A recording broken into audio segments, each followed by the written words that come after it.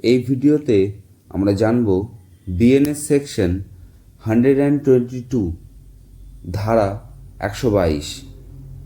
BNS section 122 voluntarily causing hurt or grievous hurt on provocation এর ব্যাপারে কথা বলে।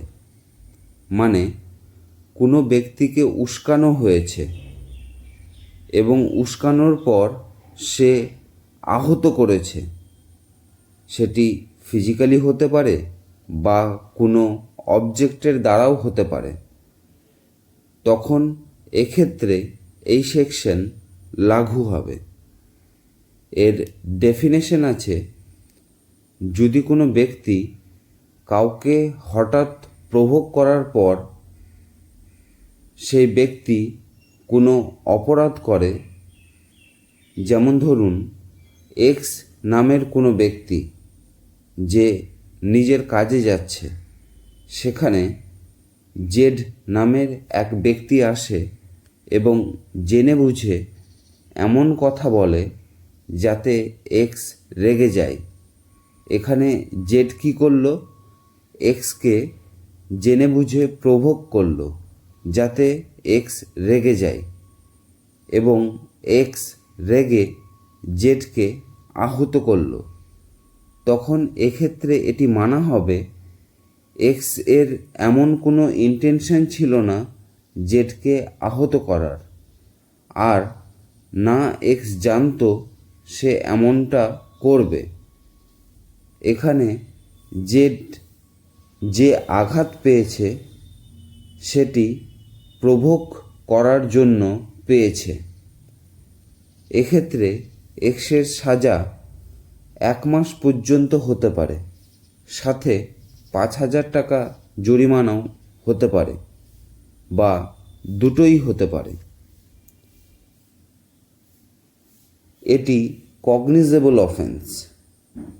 কগনিজেবল মানে পুলিশ বিনা ওয়ারেন্টে আরোপী ব্যক্তিকে গ্রেপ্তার করতে পারে। এটি বেলেবল অফেন্স, মানে এর জামিন পুলিশ স্টেশনেই হয়ে যায়। কোর্টে বেল অ্যাপ্লিকেশন করতে হয় না। ক্লজ 2তে বলা হয়েছে, যদি কোনো ব্যক্তি কাউকে হঠাৎ প্রভোগ করার পর সেই ব্যক্তি কোনো গুরুতর অপরাধ করে,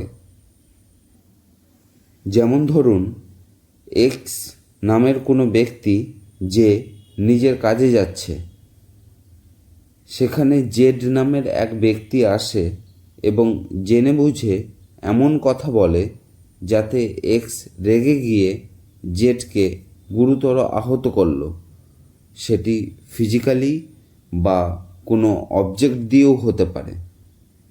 তখন এক্ষেত্রে এটি মানা হবে এক্স এর কোনো ইন্টেনশন ছিল না জেডকে গুরুতর আহত করার, বা এক্স জানতো না যে জেডকে গুরুতর আহত করবে।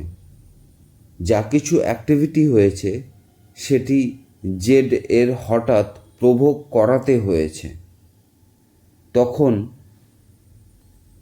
জেডকে গুরুতর আহত করার জন্য এক্সের 5 বছর পর্যন্ত সাজা হতে পারে, সাথে 10,000 টাকা জরিমানাও হতে পারে, বা দুটোই হতে পারে।